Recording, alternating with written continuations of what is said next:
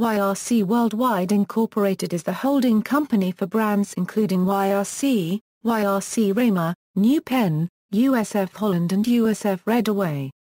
YRC Worldwide has a comprehensive network in North America, and offers shipping of industrial, commercial and retail goods.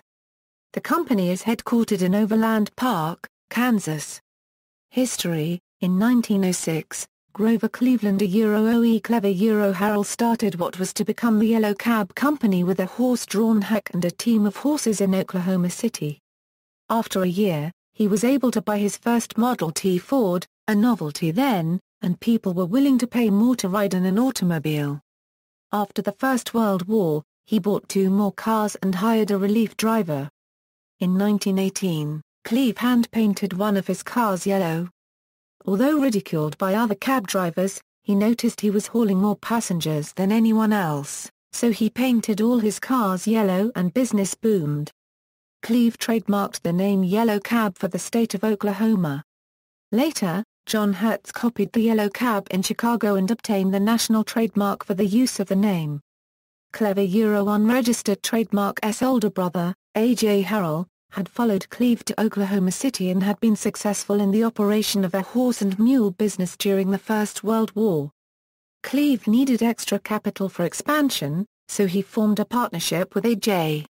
The Campania unregistered trademark's offices were moved to 113 S Santa Fe, and their younger brother, Marvin Harrell, and their father, Jake Harrell, were added to their payrolls.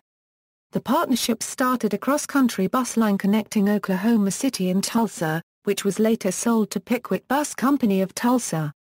Cleve established the Capitol Hill bus lines for people living in the southern part of Oklahoma City, which he successfully operated for several months before selling it to the Oklahoma Street Railway Company. When oil was discovered in the Oklahoma City area, mules were needed for work in digging slush pits, so the Harrell brothers bought mules and, in 1929, established the Yellow Transit freight lines to serve small manufacturers for whom freight was slow and express rates were prohibitive. By 1933, with the New Deal and the NRA, most businesses came under government regulation in an attempt to increase employment.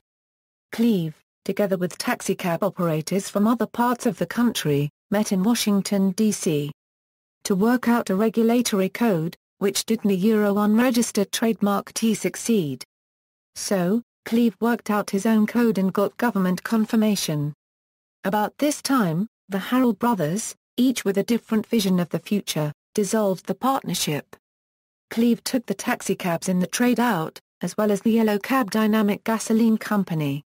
He sold the taxicab business in 1940 to Eddie Fuller, who operated the Y&Y Cab Company, and maintained ownership of the gasoline company until his death on December 3, 1942. A.J. took control of the freight lines, which he operated for many years. The company remained small until 1952, when an ownership group led by George E. Powell Sr. bought the freight company.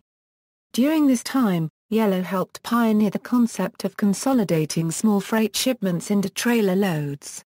In 1968, the company name was changed from Yellow Transit Freight Lines to Yellow Freight System Incorporated.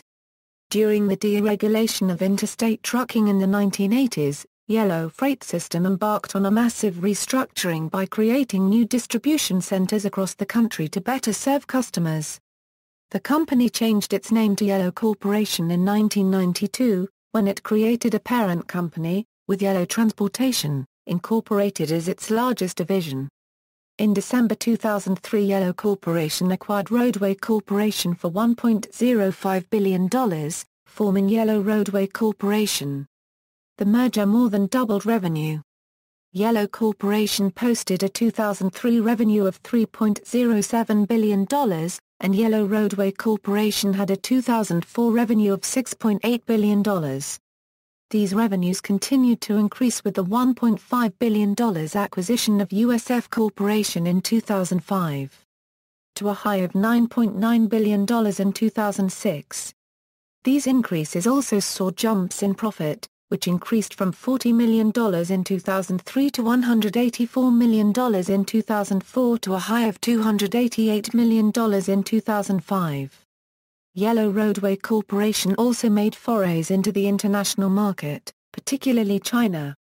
In September 2005, the company purchased half of Chinese freight forwarding company JHJ International Transportation Company Limited and in August 2008, bought a 65% share of Chinese Shanghai Yayu Logistics Company. YRC reported a net loss of $976 million for its 2008 fiscal year. In 2009 it again reported a net loss of $622 million. Towards the end of 2009, YRC narrowly averted having to file for bankruptcy protection by successfully persuading its bondholders to exchange their $470 million in bond notes for roughly 94% of the Campania Euro unregistered trademark S shares. Concurrent with more recent manufacturing sector growth and recovery, since the fourth quarter of 2009, YRC has again been approaching a net positive balance sheet.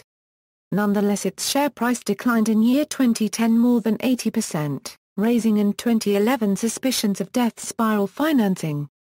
In September 2011 the company completed a financial restructuring that has essentially wiped out any shareholder equity. On March 1, 2009, Yellow Transportation and Roadway formally merged to create YRC Incorporated.